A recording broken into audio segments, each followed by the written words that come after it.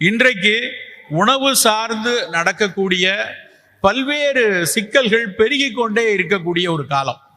ஒரு தெளிவான உணவு பற்றின புரிதல் குழந்தைகள் முதல் பெரியோர்கள், வயதினர், முதியோர் வரைக்கும் நம் அத்தனை பேருக்கும் மிக மிக தெளிவாக தெரிய வேண்டிய விஷயங்கள் நிறைய இருக்கு. ஒரு காலத்தில் ஒரு உணவு சார்ந்த அறிவியலை நமக்கு கொடுத்தது நம்முடைய குடும்பத்தின் மூத்த உறுப்பினர்கள், ஒரு அம்மாயியோ ஒரு பாட்டியோ தாத்தாவோ சில விஷயங்களை நமக்கு மரபு சார்ந்து கடத்தினாங்க. அவர்களுடைய உரையாடல்கள் மூலமாக, வீட்டில் நடக்கக்கூடிய விழாக்கள் மூலமாக, வீட்டில் செலுத்தக்கூடிய சிறு சிறு அக்கறைகள், கரிசனங்கள் மூலமாக இவற்றில் பல அக்கறைகளை கடத்தி கொண்டு வந்தாங்க.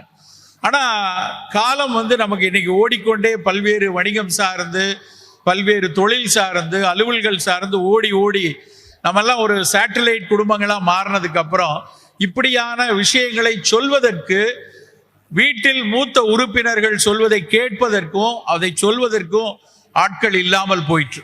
யார் சொல்கிறார்கள் என்றால், ஒருமன ஊடகங்களில் மூலம் கூச்சலோடு சொல்லக்கூடிய விஷயம், அதுவும் வணிக கண்ணிகளோடு வணிகத்தில் எதை முன்னிறுத்த வேண்டும் என்பதையும் அறிவியலின் சாயம் கொண்டு வணிகம் எதை சொல்கிறதோ அதை மட்டும்தான் நம்ம காது கொடுத்து கேட்டுக்கொண்டிருக்கக்கூடிய ஒரு சூழல்ல நம்ம இருக்கோம். இந்த சூழல்ல இந்த உணவு சார்ந்து நடக்கக்கூடியதும் இல்லாத அளவுக்கு நோய் கூட்டங்கள் கூடிட்டே வர்றது.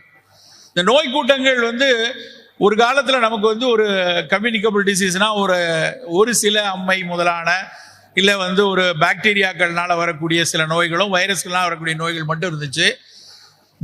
முதுமையில ஒரு வயோதிகத்தினுடைய உச்சத்துல ஒரு 75-80 வயதுக்கு மேல மட்டும் ஒரு புற்றுநோய்களோ இல்லை 65-70 வயதுகளுக்கு மேல சர்க்கரை, இரத்த கொதிப்பு அப்படின்னாலே ஒரு முதுமையில ஒரு ரிட்டையர்மெண்ட் ஏஜில் வரக்கூடிய ஒரு நோயாக இருந்தது.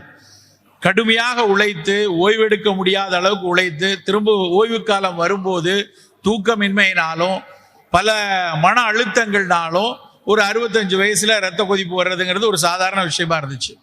ஆனா இன்றைக்கு 25 வயதுல உள்ள நபர்கள்ல பல நபர்கள்ல கிட்டத்தட்ட 20% மேல இரத்த கொதிப்பு இருக்கு அப்படின்னு ஒரு ஆய்வு அறிக்கை சொல்லுது.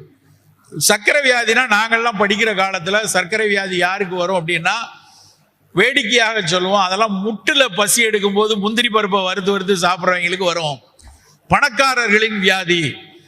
இன்னும் அதை ஆங்கிலத்தில் ரிச் மேன் டிசீஸ்னே எழுதியிருக்கிற காலம்லாம் உண்டு.